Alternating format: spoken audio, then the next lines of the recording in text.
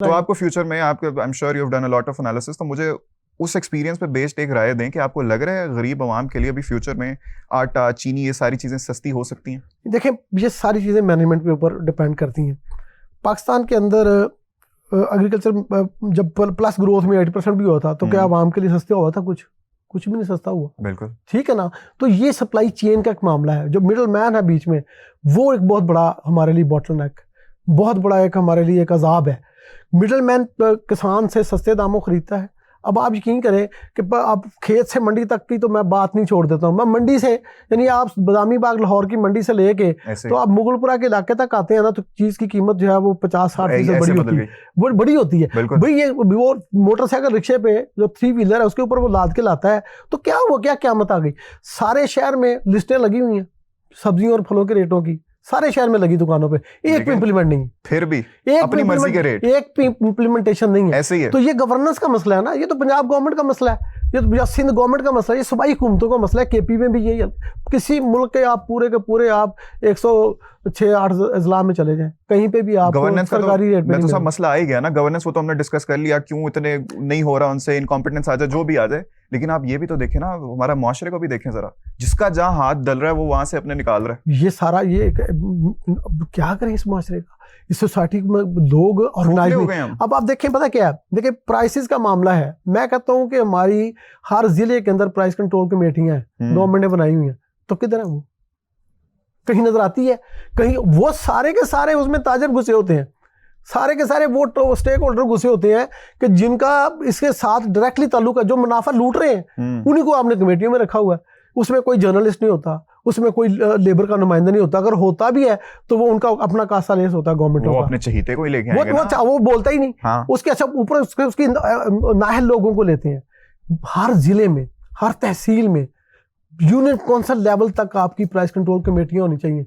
आपने एक application launch की थी यहाँ पे, प्राइस वो कीमत समथिंग, कि आपको जहां ज्यादा लगता है भेजें, और लोग भेज के तंग आ गए, किसी ने कोई एक्शन नहीं किया।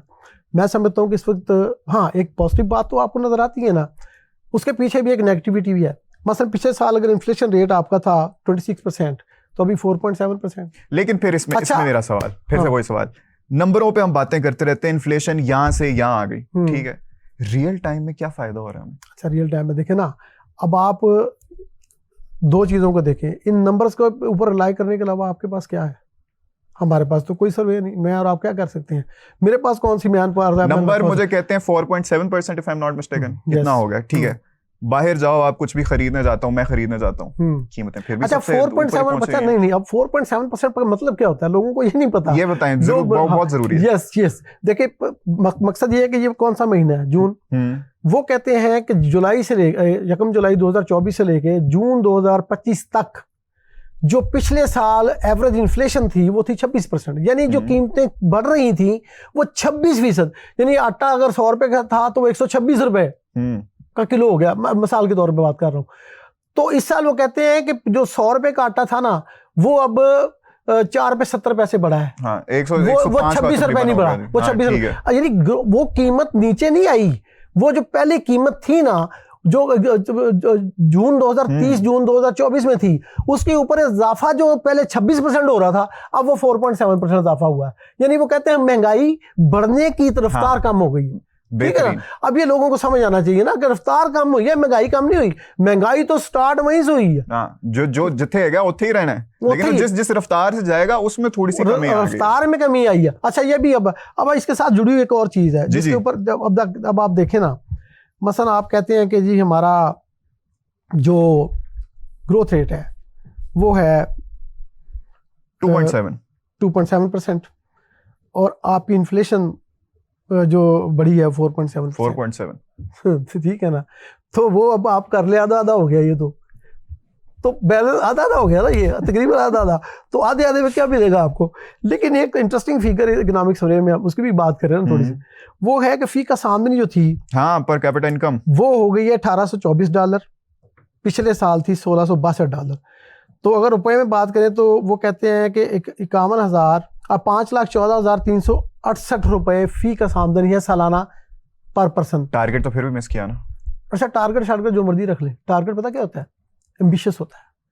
टारगेट आप नीचे रखें तो लोग जूता उतार लेते हैं। टारगेट यार आप कह रहे हैं कि लोगों की आमदनी कम हो जाएगी, आप कह रहे हैं गुर्बत बढ़ जाएगी, तो गवर्नमेंट कोई भी अफोर्ड नहीं करती। जब बजट आता है टारगेट वही उन्होंने देना है जो ऊपर ही होगा, नीचे खर्चा तो होता नहीं। मिसाल के तौर पे पिछले साल 1400 अरब का पीएसडीपी था फेडरल प्रोग्राम, जी ठीक है, तो खर्चा कितना हुआ है पता आपको? इसके याद है नहीं, 500 अरब। अब बताएं टारगेट किधर है तो खर्चा किधर है? मतलब हो की रही ये टारगेट को डिस्कस करें, टारगेट इररिलेवेंट है मेरी नजर में। मेरा जो तजर्बा है ना 30 साल का इकोनॉमिक जर्नलिज्म का, उसके अंदर मैं देखा टारगेट उन्होंने बनाना होता है लोगों को सिर्फ खुश करने के लिए, ठीक है। हर बजट। अब जब हम आखिर पे उसको कहते हैं ना कि जनाब ये तो टारगेट, मैं भी जो आज प्रेस कॉन्फ्रेंस हुई थी इस्लामाबाद, मैंने दर्जनों प्रेस कॉन्फ्रेंस पिछले अपने करियर में अटेंड किए हैं, वहाँ हिसाक डार और फिर और बहुत से फिनांस सरताज अजीज साहब। अच्छा बात यह है कि जब हम उनको कहते थे कि जी ये टारगेट आपने रखा था अब ये हो गया, तो वो कहता टारगेट तो एम्बिशियस होता है, इसमें तुम्हारा आपको पता नहीं कि क्या, आपको पता है कि ये पानी कम हो गया था, जैसे मैंने आपको कहा, आपको पता है बिजली चली जाती है, लोड शेडिंग बड़ी थी, आपको पता है कि जी इंटरनेशनली में ये प्रेशर आ गया था, ये हो गया। मैंने 100 बहाने निकाल के वो जस्टिफिकेशन की कोशिश करती है गवर्नमेंट। गोल गोल तो करना आता है। टारगेट छोड़े, आप देखिए इस वक्त ग्राउंड रियलिटीज क्या है। ग्राउंड रियलिटीज में वो कहते हैं कि हम $162 पर कैपिटा इनकम हमारी बढ़ गई है। अच्छा चलिए मैं इसको मान लेता हूँ 100, मेरे पास और चार ही नहीं है, जो हम तो मानना पड़ेगा, क्या करें, ऑप्शन नहीं मेरे पास है ही नहीं। मैं क्या करूँ, क्योंकि अच्छा उसकी वो जो एविडेंस देते ना, वो कहते हैं जी ओवरऑल जीडीपी का साइज भी बढ़ गया, जो मैं आपको पिछले प्रोग्राम में आपको बताना चाह रहा था वो मैं भूल गया। $411 अरब की जीडीपी हो गई है, जो पिछले साल $371.7 अरब, $372 कर लेते हैं तो $39.3 बिलियन की जीडीपी हमारी साइज ऑफ द जीडीपी बढ़ गया। और ये एक वक्त आया था इमरान खान की हुकूमत के दौर में कि जीडीपी श्रिंक हो के $210 अरब या $215 अरब पे आ गई थी। तो हमने उस वक्त फाइनेंस मिनिस्टर थे, शायद असद उमर भी थे, डिफॉल्ट होने के लाले पड़ गए थे, वो उमर अयूब भी था, फिर वो उनका एक और उधार लेके आए थे फीस शेख। तो वो सारा हमने उनसे पूछा कि जी ये क्या हो गया जीडीपी श्रिंक होने का, मुल्की हालात है कुछ नहीं करिए, साड़ा की कसूर है, जीडीपी वो सलाब आ गया था, ये हो गया था, वो हो गया था, हमारे ऊपर ये प्रेशर था। सभी गवर्नमेंटें एक जैसी हैं। मैं आई एग्री 100% एग्री। हाँ, इसमें कोई ऐसा है नहीं कि जो जिसको मैं कहूँ कि ये तो अच्छा है ये बुरा है, नहीं, ये सारे एक जैसे हैं। इक़्तिदार में आने के बाद आवाम को भूल जाते हैं, वादे बहुत करते हैं। आज वो इनके जो सेक्रेटरी इंफॉर्मेशन है वो शेख साहब जो वकास अकरम, वो कर रहे थे प्रेस कॉन्फ्रेंस के जी ये सारा बजट झूठा है, यही तो आपके साथ था इनके दौर में। मैं आपको एक याद कराता चलता हूँ, वो स्टोरी मैंने ब्रेक की थी समा टीवी पे ही, जब मैं यहाँ समा में आया था, तो उस वक्त मेरी पहली स्टोरी भी हुई थी। उस वक्त ये था कि इन्होंने अपने उन 3 सालों में 18, 19, 20, 21 3 सालों में इन्होंने 27,000 अरब रुपए का एक ऐसा खर्चा किया था जिसमें लोन से ज्यादातर जो इनकी बजट किताबों में नहीं थे, जो धोखा था पार्लियामेंट से भी और अवाम से भी। वाह। बाद में इन्होंने आखिर पे आगे शौकत तरीन के जो आखिरी साल था उसने उसमें शामिल किया, तो ये पकड़े गए। तो मैंने इनको सवाल किया कि ये क्या हुआ है, उन्होंने कहा जी हमने अब डिक्लेयर कर ही दिया है ना, तो पहले क्यों नहीं किया। 27,000 अरब अब लोगों को कहेंगे यार इतने का तो बजट नहीं होता, ये क्या बात कर रहे हो। ये मैं आपको डॉक्यूमेंट्री एविडेंस के साथ बता रहा हूँ। उसमें जो टी बिल्स होते हैं ना, टी बिल्स जो गवर्नमेंट महीने 2 महीने बाद लेती है, वो सारा लेके कर्जे से मुल्क चलाते रहे, पार्लियामेंट को बताया नहीं।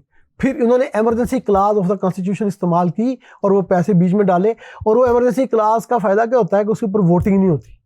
अगर वोटिंग होती तो अपोजिशन उसको नो कर दे। जिसकी लाठी उसकी भैंस, ये तो हमारे मुल्क में शुरू से चलता आ रहा है, चलता रहेगा। ये वो बातें ये जो लोग बड़ा कम जानते हैं, लोग फिगर के गिर्द घूमते हैं, जो स्ट्रक्चरल चीजें हैं उनको ऊपर नहीं जाते। बिल्कुल। अच्छा मैं तो साहब वक्त हमारे पास थोड़ा कम रह गया, अवाम के जो मेन टॉपिक्स हैं उन पे आना चाहूंगा मैं।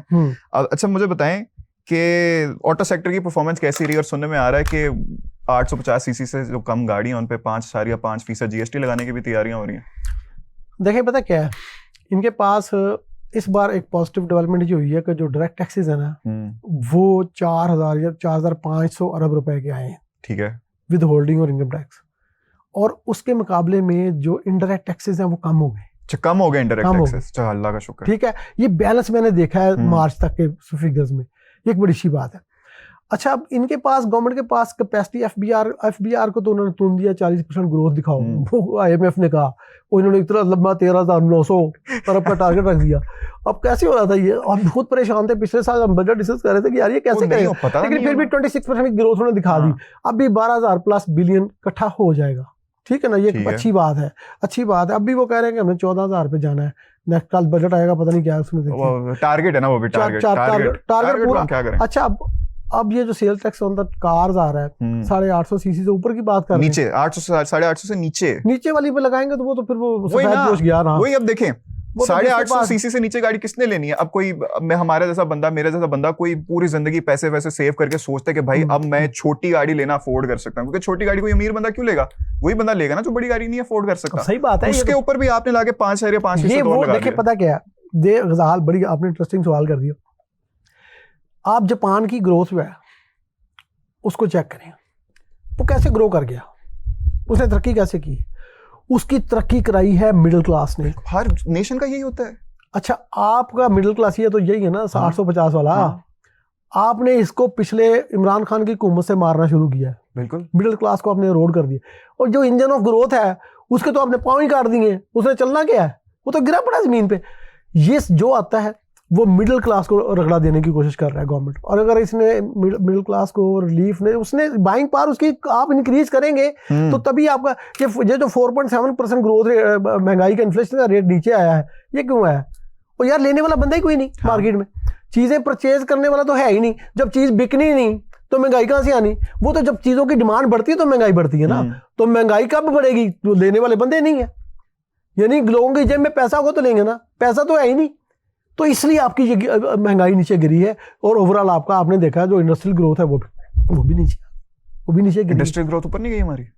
इंडस्ट्रियल ग्रोथ आपकी 9-10% आपको चाहिए, वो होती भी रही है। 6-7 6.5% पे तो हमारी लार्ज स्केल मैन्युफैक्चरिंग चलती रही है ना। तो इंडस्ट्रियल ग्रोथ आपका क्या फिगर था, मैं आपको भी बता देता हूँ कि ओवरऑल जो इंडस्ट्री है वो है 4.77%। 4.77% प्लस ग्रोथ है, लेकिन ये कुछ भी नहीं। हाँ, इसमें क्या है, इसमें स्मॉल स्केल जो पॉजिटिव पॉइंट है, स्मॉल स्केल जो इंडस्ट्री है उसकी ग्रोथ में 8% आई शायद, मैं अगर फिगर बोल नहीं रहा तो ये एक अच्छी साइन थी। स्मॉल स्केल इंडस्ट्री का मतलब है कॉटेज इंडस्ट्री, लोगों के घरों में लगे हुए छोटे छोटे खराद मशीनें, छोटी छोटी दस्तकारियाँ, तो ये एक पॉजिटिव थी। इसकी वजह से पर कैपिटा इनकम उन्होंने बढ़ा के दिखा दी। बिल्कुल।